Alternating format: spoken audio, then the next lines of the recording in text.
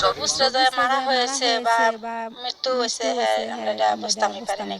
একজন মানুষকে ৮ টুকরা করে মারবে, এটা মানুষ স্বাভাবিক মানুষের ধারণার বাইরে। প্রথমত বুঝছিলাম যে কেউ হয়তোবা মলম পাটি টলম পাটি নিয়ে গেছে বা কোনো গুণ করছে এরকম কিছু একটা মনে করছে।